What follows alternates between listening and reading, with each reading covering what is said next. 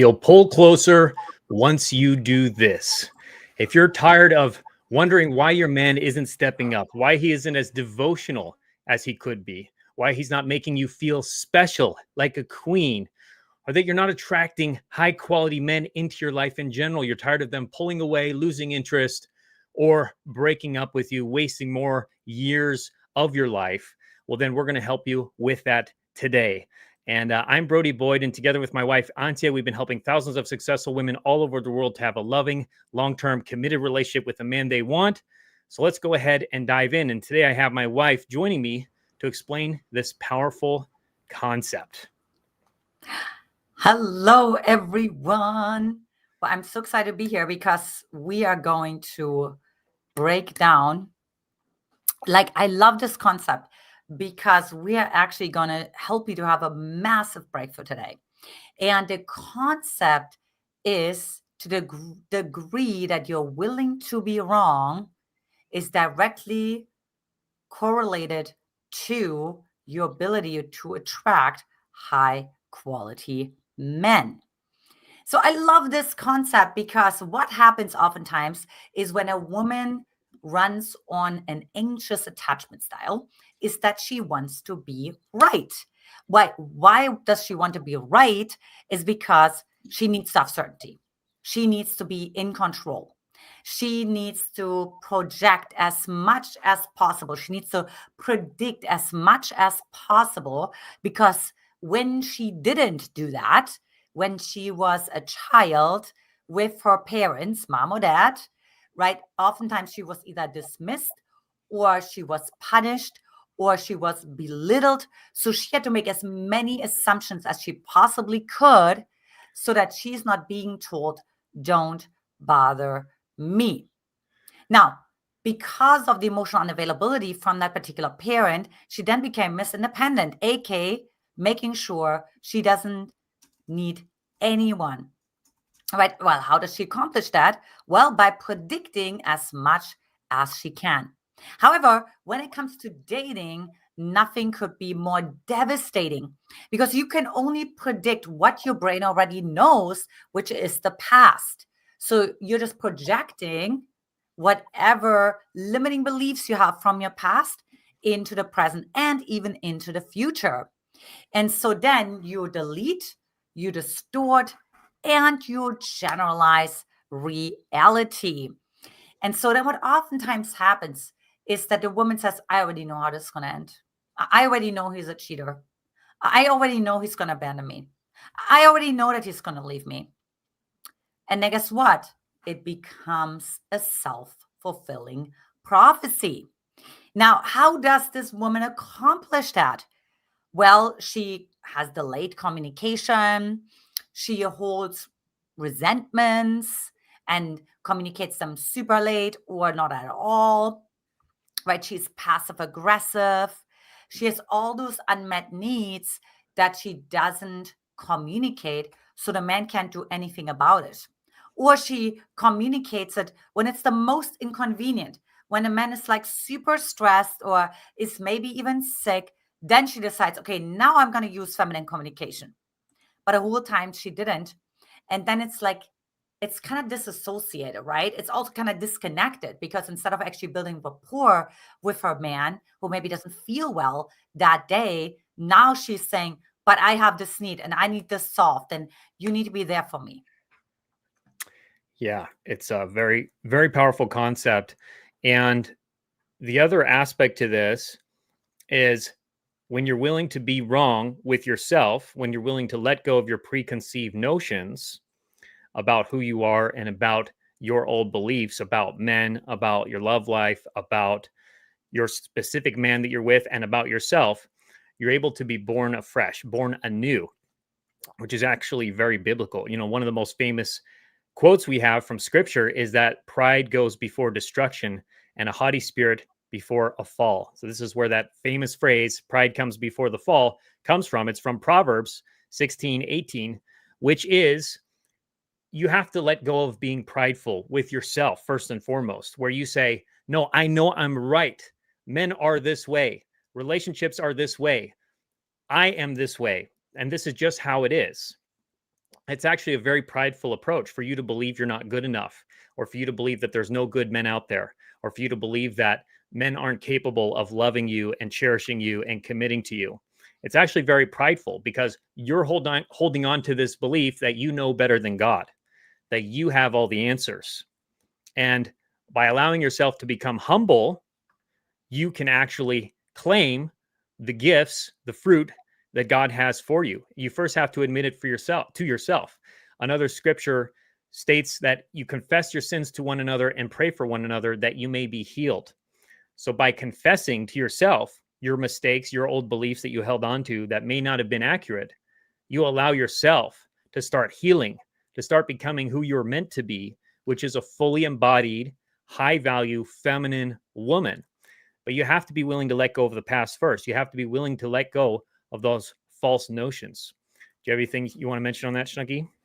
Oh, 100%. I mean, so, and I love that you talk about this because the pride oftentimes feels like you want to be in power, right? So it feels like if you're letting go of your willingness to be right, is that you're kind of losing power, right? Because you kind of have this idea that's of course not true, is that you have actually power if you have like a certain vision over a certain outcome, right?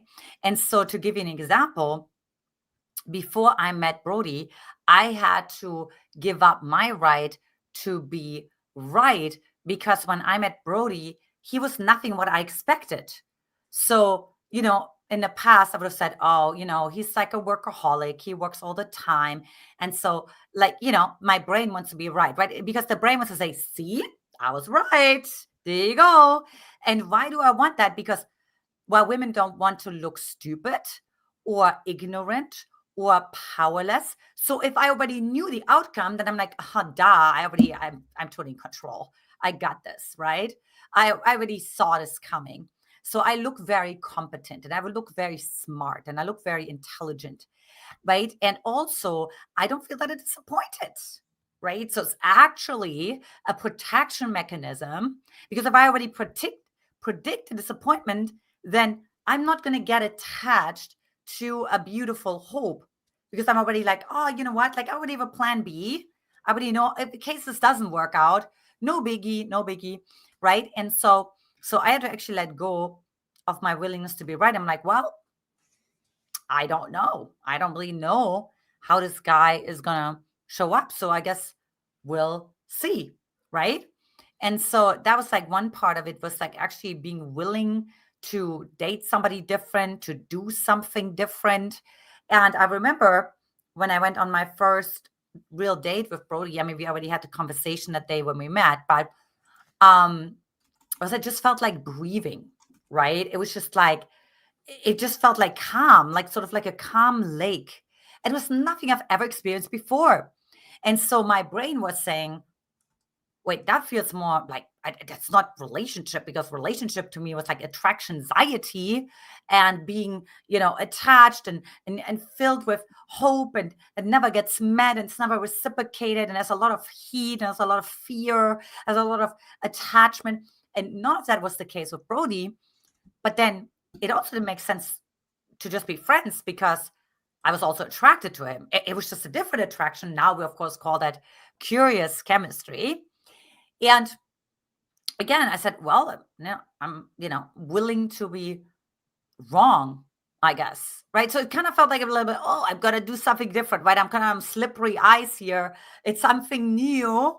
It feels a little like insecure, right? Because when we try something new, when we're like giving up like an old pattern, it's like, but it feels a little insecure. Of course it does, right? Because if we felt so secure and so confident in advocating for what's not working and how a man is always going to show up. I'm always kind of like visualizing sort of Sex and the City, back in the day.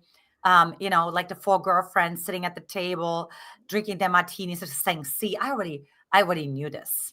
All men are like this. Cheers to that. And it's like sort of almost like finding like some humor in that and finding some like camaraderie in that and finding some bonding in that, right? And it's like real deep intimate, emotionally intimate friendships being built because of that, right? Because you have sort of you share this agreement.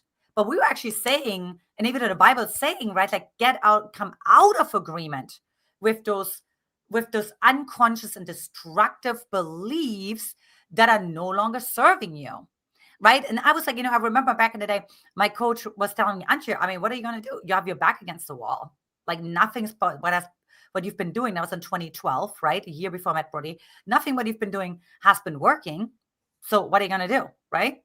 And, I was going through this one exercise and I was about to tell him, like, you're not doing this right, and telling him what to do because I know how to do things and how to navigate things and how to coach me and all that, right? And then that moment I had like this massive breakthrough, which again actually repeated again in 2020, 2021 with another coach again, because sometimes we can have sort of this constitution, this energetic constitution that's based on our childhood wound that has to do it right, and it has to tell other people that they are not doing it right. Because otherwise, by default, you would have to be wrong, wouldn't you? And then that would mean when you're wrong, which in that case I was in 2012 and in 2020 and 2021, I had to be like, now in the unknown. Oh my, I don't know what to do. I don't know what to say. I don't know how to perform. I have everything set up. I know exactly the sequence, what to say, how to behave, how to show up, how to present myself. If I go into the unknown, it's like free fall. How scary is that? And now let's put that cherry on top. Now I can be taken advantage of, because that is the deepest fear and the deepest trauma of women who hold so much need for control and certainty. Yeah, totally. It also reminds me of the scripture, do not conform to this world, but be transformed by the renewing of your mind, Romans 12:12.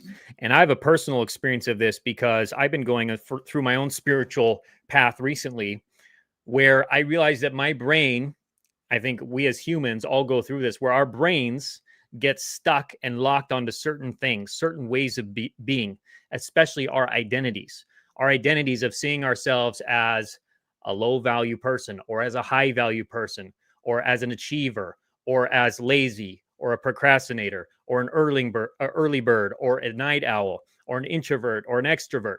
And we get stuck and locked onto these ways of being, these identities, these beliefs. And what happens is it's like a train trying to go through the tracks, but there's like a bunch of trees in the tracks, and the trees and the tracks are, maybe the tracks are going through the wrong direction, and you can't get off the tracks. So it's like transforming from being, which is literally this verse, transforming from being a train on the tracks to instead being like a car or a motorcycle, where now you can go a different direction. You can move, you can maneuver through things. Another analogy would be seeing yourself more as a river than as a stagnant pool that is getting bacteria growing in it and algae and trash buildup. Like, instead of being that, being like the river, being like water that moves and that transforms from ice to mist to clouds to rain to the ocean to back into the river and back into the ocean and then back into rain. And so that is what you can do with your own mind as a woman, to be able to transform yourself and renew your mind, to let go of who you thought you were. And so I'm in this process where I have to consciously remind myself what I call being in the pocket, where I may be stuck in a pattern and I have to get myself out of the pattern and say instead to be in the pocket. So for example, if I have a habit that every night I have this routine where I have to watch this show that I really like, or I have to read a book in a certain way or a certain type of book. Well, what if I was really in the pocket? Is that actually what I want to do? Maybe there's something else I want to try tonight. Maybe I want to try playing a video game, or I want to just meditate, or I want to just go to bed early. So to allow myself the flexibility to be who I thought, someone different than who I thought I was, and to have that flexibility. And that's what it is. That's what it means to renew your mind and to be willing to transform yourselves out of the world, out of what people are telling you what you need to be, or your parents are telling you that you're not good enough, or you're not lovable, or that relationships are hard, or that there's no good men out there, or men can't be trusted, or men are unfaithful. To get out of those old patterns, to be able to break free of a generational curse, or a generational pattern, a track, a habit that may be there from your parents or from yourself, just the way you've lived your whole life, to be able to break free and renew and transform into something different, to do something different, which means really you just have to let go. You have to humble yourself, just like this other verse I brought up earlier. Humble yourself before the Lord, before God, and he will lift you up. So it's like saying, sometimes you just have to say, like, God, I don't have all the answers. I don't know why I'm stuck. I don't know how to get out of this, but I'm seeking the answers. I'm open to the answers. Just like you showed up here, you're watching this right now. You're investing into yourself. You're getting new answers. You're getting new possibilities, new elements coming into your beingness, where now you can make different choices. Perhaps you can be something different. Just like here in America, we have Halloween coming up, which, some people have mixed beliefs on whether you should celebrate that or not as a Christian. But the idea of Halloween is very interesting, which is where for one day of the year, we can be somebody totally different. We can put on a costume and we can pretend to be somebody new. But what if you could do that at any time during the year? What if you can just simply choose tomorrow, you're going to wake up and you're going to be something totally different. You're going to have a totally different outcome and get out of that track. It takes a lot of courage, and it takes a willingness to humble yourself and to let go, and to let go of the pride from those other verses. Let go of your arrogance, perhaps, or your pride that you need to be this certain way, or you need to believe this certain way, and instead get wisdom. Get the wisdom that is there awaiting for you. Do you have any thoughts or feelings on that, Shangi? Yeah, what you just shared really reminded me of one of my mentors. She literally says, like, take the Bible and just kind of say, refresh my mind, you refresh my eyes, Yeah, she and puts just it over her head. Yes. she opens the Bible, like literally, right? Just like, show me Show the me a verse, different way. Holy Spirit, wash over me. And sometimes I have this vision too when I'm like, I go to bed or I take a shower, just like kind of, oh gosh, I just washed this all away, all those like preconceived notions and how I was conditioned and how I was programmed. And, like, Holy Spirit, give me like a new, fresh of a pair of fresh eyes to see something different. And all what that really means is like looking through a new pair of lenses, right? Remember, we delete and we distort because we're processing 2 billion of bits of information per second and only 134 consciously. So there's a lot of room. How many more other versions you could consciously process, right? There's like a massive difference between 2 billion of bits of information and 134. So very small percentage of that you actually get to see in terms of your possibility and the gifts that God has for you and the blessings that God has for you and the favors he's like sprinkling in your way in terms of also people, right? We only see what we expect to see. But the research literally shows that you can have something in front of your eyes that you're actually looking for, right? But they actually desire, but you don't expect to see it because you have, let's say, worthiness issues. And then you're literally not going to see that person. Your brain will delete it because it stands in direct violation to your unconscious belief that you're not worthy, as an example. Yeah, and I want to start bringing this back also to why this is helping a woman to attract a man, why a man wants this, and why he will be drawn closer to you when you are able to allow yourself to be wrong, to allow yourself to let go of beliefs that may not have been serving you, that maybe there are good men out there. Maybe relationships can be simple, fun, and easy, that dating can be simple, fun, and easy, which is all possible. Of course, we teach you how to do that here, and that it's possible. And we're living examples of that. That also, you can be good enough. You can be valued. You can be cherished. You can be safe. A man you can trust. You can trust a man. There are men out there you can trust that will be loyal to you, will be faithful, will be loving, that will want to take care of you, that will want to protect, especially when you're fully connected to yourself. And so what happens is when you let go of these old preconceived notions, you become a woman who is, in a way, you've let go of baggage. It's like, that's that trope that exists that, so many single people out there, especially if they're in their 30s or 40s or they're divorced, they come with a lot of baggage. Well, that doesn't have to be you, because you are transformed by the renewing of your mind. You can let go of that baggage. You can be something fresh. You can be born again, born again, new, that allows you to come to a relationship with a man where he can just feel your pure heart. He can feel your possibility. He can feel your openness, which is your feminine receptivity, and want to fill you up, want to give you all the love, want to make you happy, want to serve you as your hero, because you are this open vessel. And that's not going to happen if you're too attached to holding on to who you were, or what it needs to be like, or the identity of the past, rather than what awaits you in the future. And so that's one big aspect of why it draws a man to you. The other big aspect is the outer aspects of this, where you are less willing to get into conflicts with men because you're holding on to this old identity or the need to be right. Because here's the thing, when you're so attached to an identity, or you have to be right, or the way you view the world has to be the way it is, and if you're challenged about that, you get into an argument, you get into a fight, then that's masculine energy. Masculine energy is like the rigid structure. It's like a castle, right? The castle is existing, it's strong, it's protecting. What a man doesn't want you to be the castle. He wants to be the castle. He wants to be protecting you.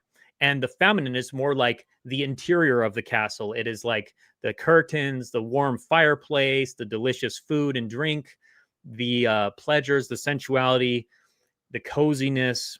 That is the feminine. So that is not rigid, right? That is soft. That is warm. That is openness. And that's what happens when you are in that place of renewing yourself, being willing to humble yourself, being open to possibility, and letting him lead, letting him guide, letting him take that role for you, where you can let it go and say, okay, babe, you can figure it out. And he will love to figure it out. He will want to figure it out, and he will start finding the answers. He will start directing and guiding, just like in a beautiful dance. Do you have anything you want to share on that? Or feelings on Yeah, that? what it really reminds me of is when a woman dates and she oftentimes decides, she already decided this is the man. Like, he's the man of my dreams. And the reason why he's the man of my dreams is because he is handsome and we have the same values. And she's not willing to be like wrong, like meaning like she's no longer curious. She already decided, right? So she's already deciding, she's already telling the man through her energy and through her projection who he is. And then, like Brody said, like a man is actually going to feel that.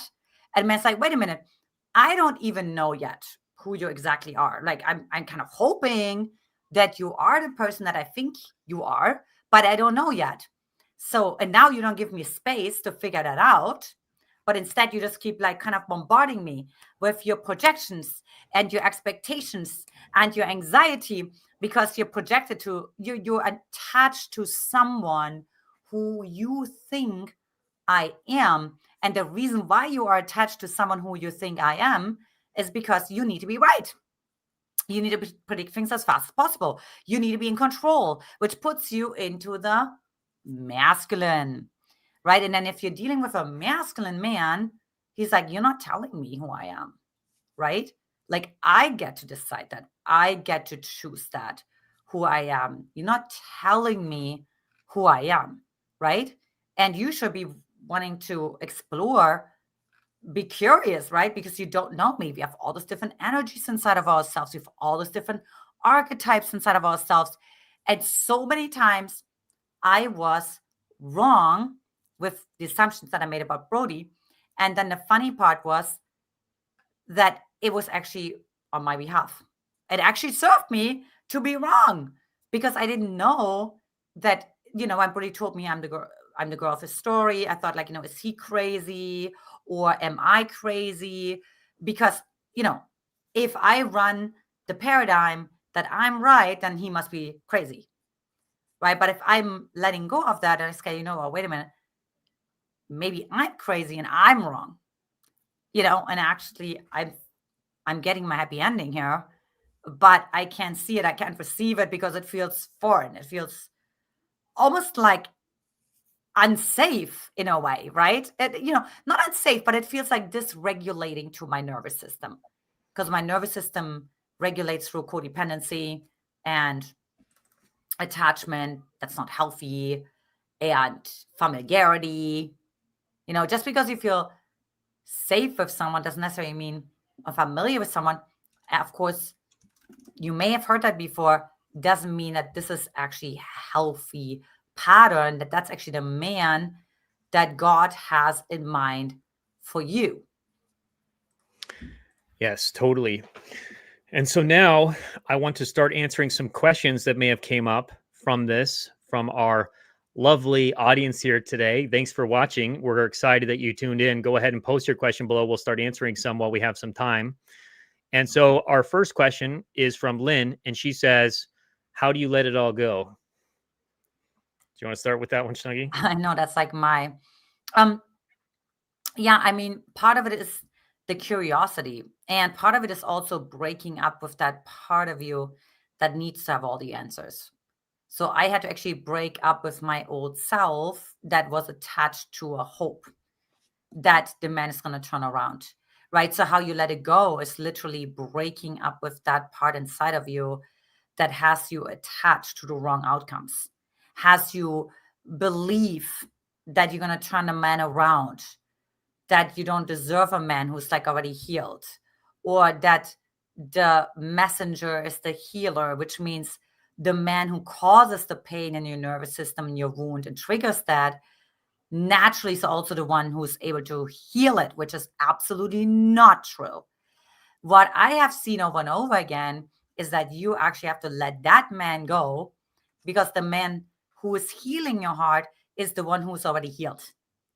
Because so when I met Brody, he was already healed. He already knew. He told me the first night we met that I'm the girl of his story, right? He already knew. I always said, my man knows. So 3 words, my man knows, right? Like, not like because of this and that. And here's the explanations and justifications and, hopes and dreams. No, just 3 words. And it was with such a conviction, because God had given me that conviction. And the reason why God had given me that conviction, because he said, listen, you have bought into the lie that I, meaning God, I want to teach you a lesson, and I want you to be more patient, and I want you to teach you that you need to detach more, and I want you to, do all of this and go through all this pain, right? But God actually told me, like, no, but hold on one second. Actually, you have authority. Remember, like David had authority, right? He killed Goliath, for wishful thinking, but he was just like, I have authority, right? You have this internal authority. My internal authority was like, my man knows. So knowing the difference between when you have that authority and you actually claim it, you actually proclaim it, right? So Brody and I, we pray over each other. There's no like, I hope, dear God, maybe at some point, if you don't mind, you know what I mean? If you would send us, a little, a little coin of inspiration, you know what I mean? A little dust, no, right? You step into your authority, you step into your power, you bring the fire, you speak from conviction, you speak you speak how God wants you to, proclaim what you want in your life. And that's what I did that day. And that's how I let it go. I mean, after that, like, God already showed me the promised land. It was crazy. I mean, literally within minutes, I felt a whole different world opening up internally. My inner eye, my inner ear, my inner sense was just like revealing. I could feel it. I could feel a man like Brody coming into my life. Like, I could feel it. I felt something had shifted in the heavenly realm that was now just a matter of time for it to manifest here, like to get created here in the earthly realm. Is that helpful for you, Lynn? Yeah, it was amazing. Luciana also said, may cut me off for a little bit here. This sounds like me with the gentleman I've been dating. He has taught me a lot, and I have to humble myself and stop trying to be in control and try to see the outcome. I've been doing a lot of work on myself. He has been a blessing to me, but also has tested my patience. He is quite older than me and very grounded and mentally and emotionally stable, and has been so patient with me and gives me space to be and stay in my feminine energy. That's great, Luciana. Thanks for sharing that. And do you have any thoughts on that, Sniggy? It was so much, so I'm just kind of like digesting all of that. Hold on, I'm just like, It's not really a question, it's more of a share. yeah. And I think one thing I want to say about like the idea of testing, because sometimes women can feel like that testing happens consciously, but I actually feel like with Brody and me, for example, or also the women that we see all the time, we test unconsciously, right? We're not like saying, oh, today I'm going to test this person, because that's more like what a narcissistically traded person would do, right? Like somebody who was like has control issues. But for the most part, we're testing unconsciously. How do we test? Is by just being ourselves and just seeing how does the person respond to that. So for example, I try to, test Brody's patience, or how much I can get Brody distracted when he was working from 9 to 5 in Hawaii. And when I was not able to do that, I realized, oh, wow, I'm dealing with a real man here. He has real, what we call king integrity. And I really grew in respect to him. Even though I was annoyed, it's sometimes a good thing when we women get annoyed, because like we're like seeing, okay, we can't just like pull this guy around left and right. He's not just like going like the waves with the wind, but he can actually hold a solid container. And he's also not like needy of like our approval, because he can't get emotionally easily manipulated, because he's on purpose. You see a man who's on purpose, he's going to set boundaries. He's going to be like, look, I'm on purpose. God has given me this mission to get this vision that he has for me, and you're not going to interrupt that, right? Because in the Bible, the wife is the helper to the husband, right? And that doesn't mean like she's like less than him, or she's somehow just, no, but it means like she's on his side. She's not competing with his vision. So sometimes men will test in that way, or women will test in that way, right? Do you feel that too, my king? Yeah, definitely. Yeah, being the helper, it's also not being his therapist, it's not being his coach, it is not being his teacher. The helper is really about being his complement in a way, his feminine complement, where you are, in a way, if anything, you're not his coach, you're his cheerleader, right? A cheerleader is still quote unquote helping. She's cheering her man on, but she's not coaching him. She's not telling him what to do.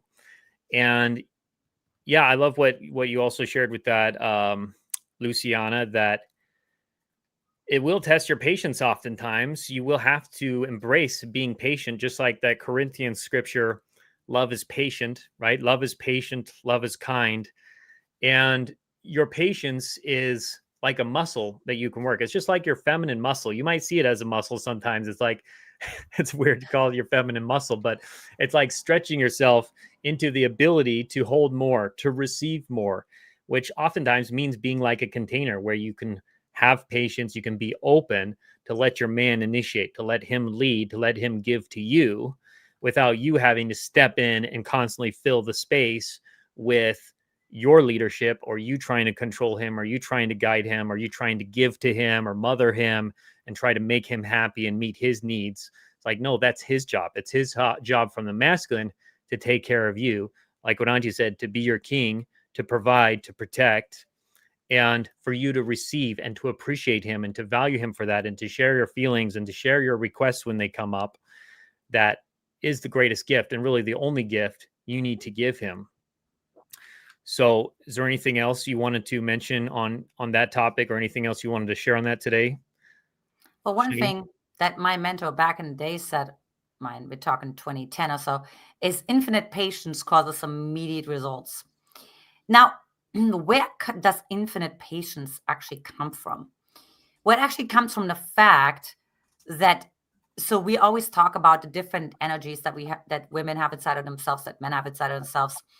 And so usually we're acting from a certain archetype when we get attached to, let's say, the man calling you back, or the man, proposing to you. Maybe he's calling you, but he's not moving the train forward, girlfriend. You know what I mean? He's not fully committing. He's not asking you for exclusivity, right? It's then actually saying, why? Just like out of curiosity, just totally curious, why would I attract a man like this?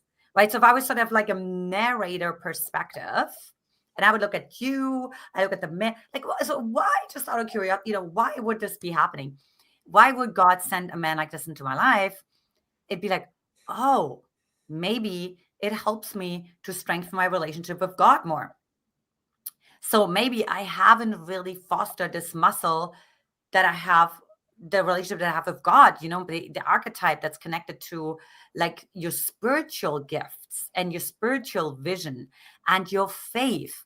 And maybe that's very much needed, because when you come together with your man, or when your man commits to you, whatever it is, that's actually part of your mission, to have God at the center.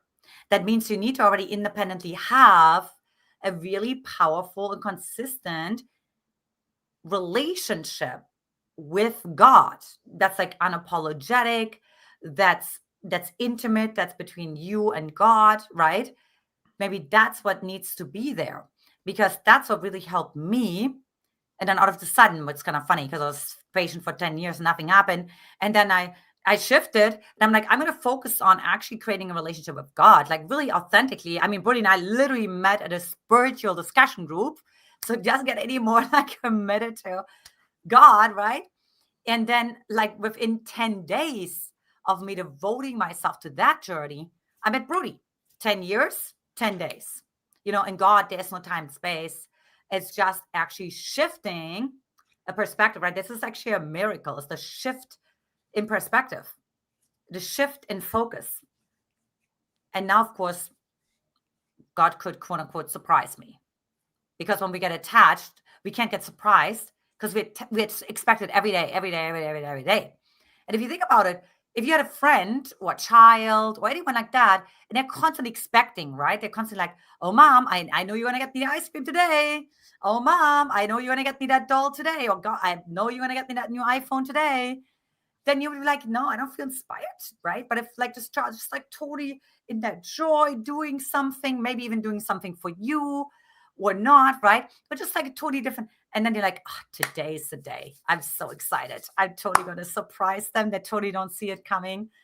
And that's what gives God so much joy, right? It's like when he can actually like surprise you, because you get to actually be obedient. You get to actually be grateful and not say, oh, already I knew this. Oh, there's my harvest. There's my harvest. Oh, yeah, great stories for another live stream about a couple who was not grateful and entitled when it came to the harvest conversation, right? But God doesn't want that. So God is like actually making sure that you're grateful and not entitled. Totally. We had another great question come in here from Marianne, which she said, what if he needs to be guided?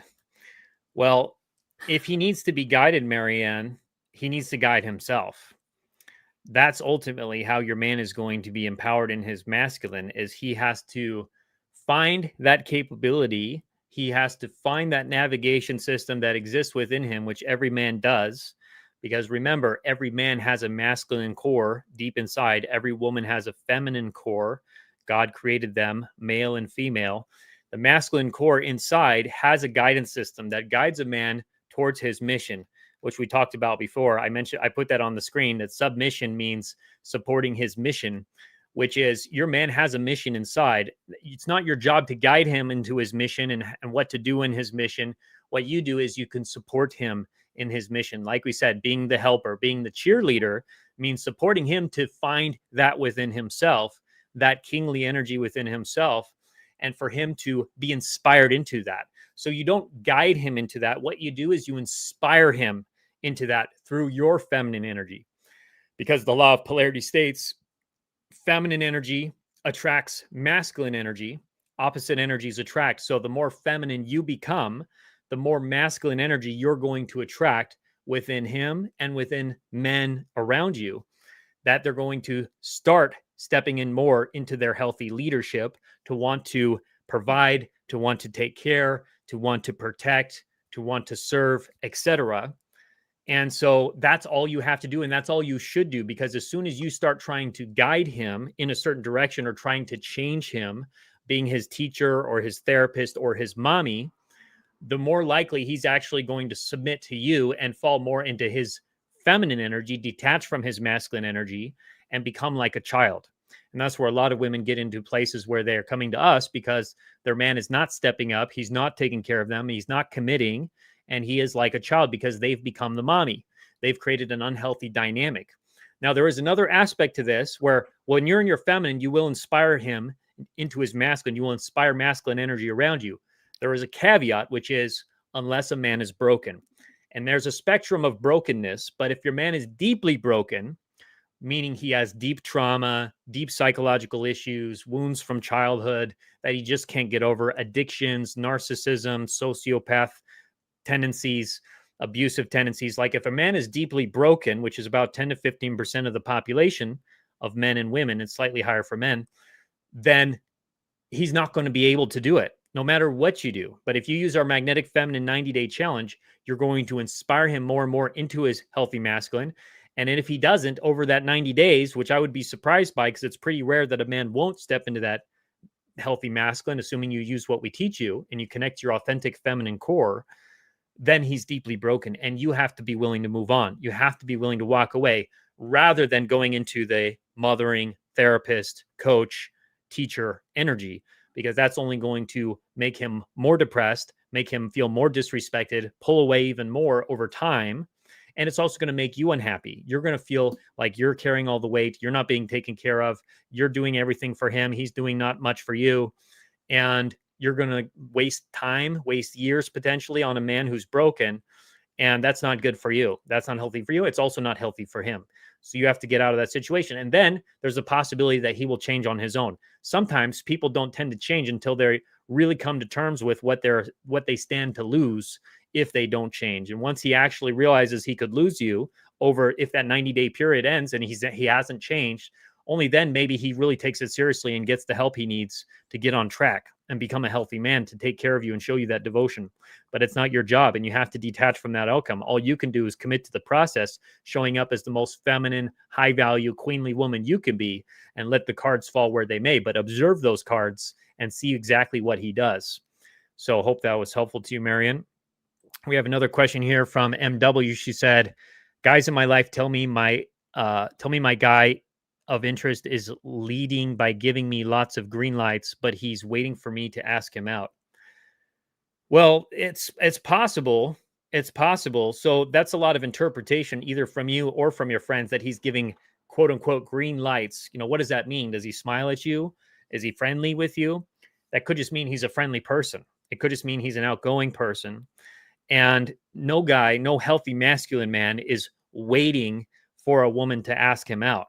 If he really likes you, and if he's at all connected to his masculine core, he's going to get over any kind of fears or whatever indecision he has, and he's going to go for it. He's going to at least approach you and likely start inviting you to things, asking you out, asking you for your phone number.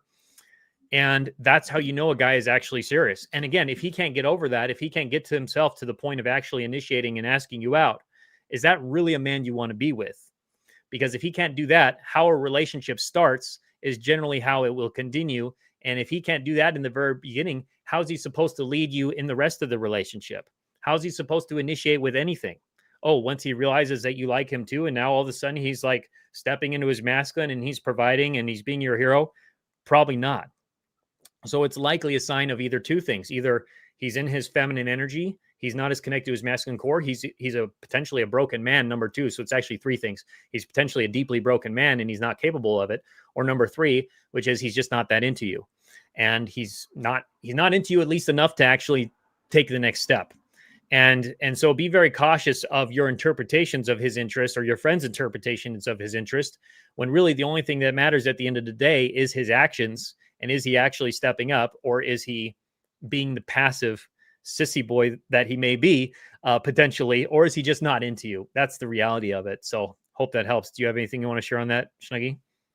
I mean, so oftentimes like men can kind of want to get some appetite like outside, and then, eat at home, so to say, right? And so it's so many different ways. Men just want, there's men who just want significance, want to feel like a sense of connection, a sense of, just like approval. Oh, this woman just looked at me too. Okay, great. I get to go home now. And so it doesn't necessarily mean that, again, I was like cringing inside when when it said like he's waiting for me to ask him out. And of course, the first question I ask myself, oh, the guys in your life, are they also feminine?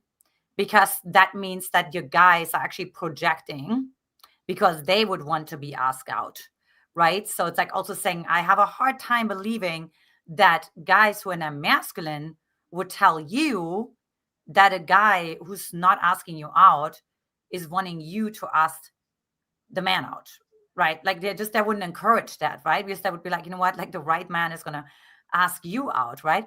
And I love that because I actually learned something from Brody way back when he was still coaching men, which is this whole concept of a man breaking through his approach anxiety when he's committed, when he's like enough of like a fire from the wild man. It's like one of the archetypes inside of himself and purpose and just really desire. Like he'll break through that like sound barrier, if you will, or that resistance or that fear or whatever it is to approach you. Right. And if he's not capable of doing that, and either his desire is not strong enough or his masculinity is not strong enough, which certainly means that he can't hold a container for you. Because if he can't even hold a container for himself and encourage himself and break through his own fears of, well, Brody explained it to me that for men, it can sometimes feel like death when they overcome the approach anxiety. Because if back in the day, right, like if you approach the wrong female in the tribe and the female was maybe like, you know, the tribal leaders, the alpha, you know what I mean? The alpha, you know, that was meant like death for you, right? Or maybe if you got rejected, maybe it meant that for you too. I don't know. Brody will be able to shine some light in the lighters on that one.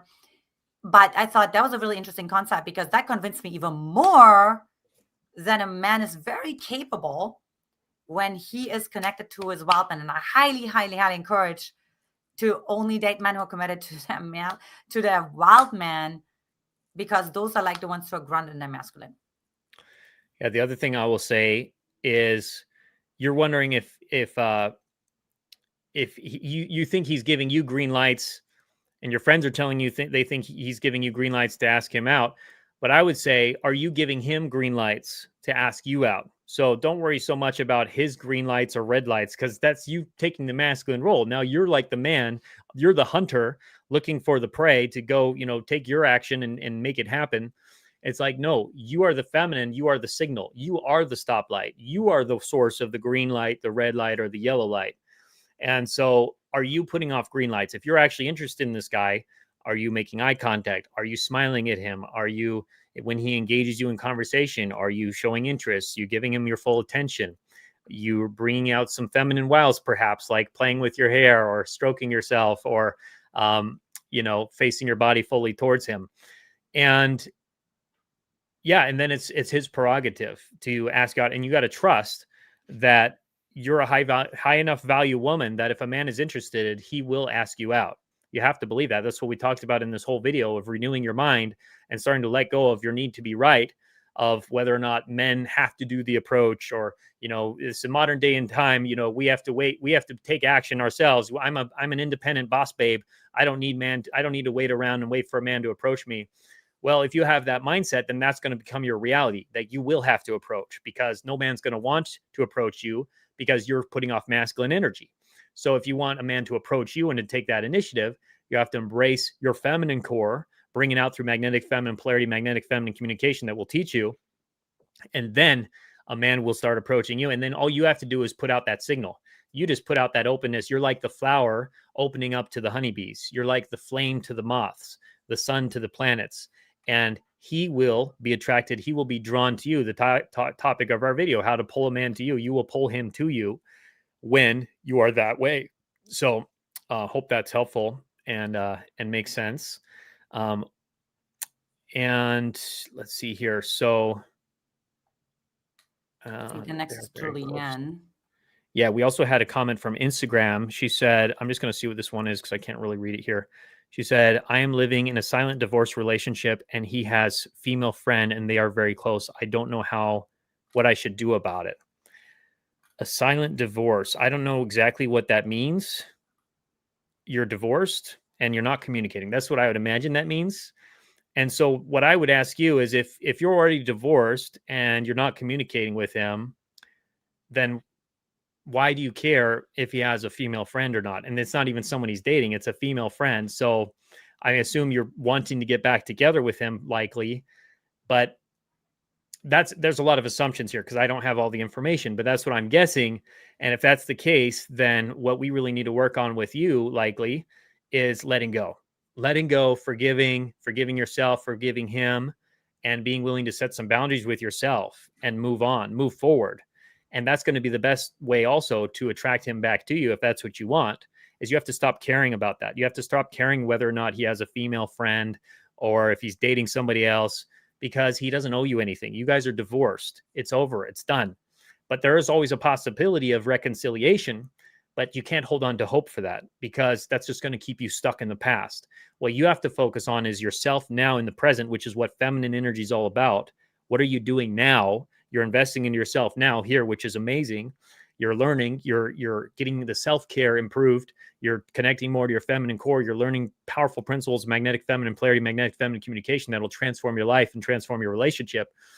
And then the man becomes like a bonus. He's the bonus. He's the icing on the cake. If he does start communicating with you again, if he reaches out to you, if he's open to connecting, and we have many tools for how you can approach that as well that I'd highly recommend getting, such as our big apology. And you can get all that by taking our free quiz that can reconcile a relationship and actually restart the romance. But you can't depend on that because that's a big if and it's a big unknown. So that's why I'd recommend it on that for now. But I would recommend getting some coaching so we can really help you with the next steps. And then you said there was, we probably can answer one more question here. And that was from, did you say Marianne? No. Julianne. Where's that question? Can you bring it on the screen if you see it? Yeah. Let's see if it shows here. All right, here we go. Yeah, I was looking too far down. Julianne said, I feel like I'm in survival mode. I've been doing everything alone for the last 7 years after a divorce, overworked, take care of everything, and burned out. First baby step to get into feminine energy. Do you want to take that one, Schnuggy? Yeah, I mean, the first thought is like breathing, because when somebody is in survival mode, that means you stop breathing. I mean, I literally mean like you stop breathing. You know, it's just like, and then even like when you just do like a deep breath like that, there's already tears starting to, you already start feeling like you want to scream, right? So whatever emotion is going to start to come through, maybe you want to break down. Like I feel even when we're overworked, we need to take care of things, we need to push through. I feel there's still moments where we can increase our capacity, right, for embodiment and for presence and for space, even if it's just 5 minutes. But I've had women that I worked with who worked 80-hour weeks and were like moms and all the things. So that's like number one. It's like actually like saying yes to whatever is emotionally presenting itself and not being afraid of that, not overriding it, not belittling it, right? But actually going full on into the emotional expression of it, because that's actually embodiment, and embodiment in of itself is feminine. When you're connected to your feminine, to your body, you are naturally in your feminine. Another way how you can easily just, baby steps, right? Just talk baby steps is music. Music also activates your body. It activates your nervous system response as well. Just binaural beats, meditations. It's like so many things that you can do to just get slowly warming up your nervous system, I would call it. Right? Like to step slowly into sort of your feminine. And even if you're just saying like, I'm safe, right? I'm safe while you're listening to the music. And this can just be a few minutes. This can be just while you're in traffic at a red light. It could be while you're standing in line at the grocery store. So I know you're like super busy and taking care of everything right now, but it just kind of slows down. It calms your mind for a moment. And has you really, again, like let you feel, let you breathe, lets you like even like your emotions, let your emotions speak and just become a little bit more present. Yeah, that's beautiful. Yeah, that's the baby step. That's a great baby step, Julianne. Of course, being here is the next great step you're taking. And I would highly also recommend joining our coaching groups, our magnetic feminine coaching groups, where you can get access to all of our advanced courses and have us give you the whole plan of action for how to step in your feminine, because there's so many different aspects to it, connecting your feminine core, especially magnetic feminine communication, but all the different aspects of understanding yourself as a woman, the archetypes inside of you, and understanding men on a deeper level. That's really going to open your eyes to becoming that fully embodied woman and getting out of survival mode, getting out of survival and into thriving. That's what we want for you, because when you're truly in your feminine, you start to thrive. You become the source, and you start to receive from people around you. People start to give to you, and you become more comfortable with making requests, asking for help from men, from people in your everyday life, asking for advice, asking for tips, and appreciating them when they do. And then the men around you, they just want to do it more. They get drawn to you. They feel good when they're around you, and they're drawn in from your energy as well as how you show up in the connections. And one thing I did want to mention also is MW said she did add some context that the guy she was interested in is it's at work. So yeah, if a guy's not asking you out at work because he may be cautious about wanting to break any of the rules of dating in the workplace, which is something definitely to be cautious of, especially for a man. One thing you can do that I recommend is you can start to, next time you have a conversation with him, if you do, ask him what he likes to do for fun. So treat it more as a social conversation, like he's just a friend, just a person you talk to. Ask him what he likes to do for fun, or ask him if he has any fun plans for the weekend. When you ask these kind of questions, a man starts to reveal to you some of his hobbies, his events that he's going to outside of the workplace. There may be some things you both connect on, but also it gives him an easy way to invite you to something. Because if you asked him if he has any fun plans for the weekend, and he told you he's going on this hike or doing this thing, and then you sound interested in that, you're like, oh, that sounds really fun. And then it's easy for him to then say, oh, why don't you join us? Or why don't you come along?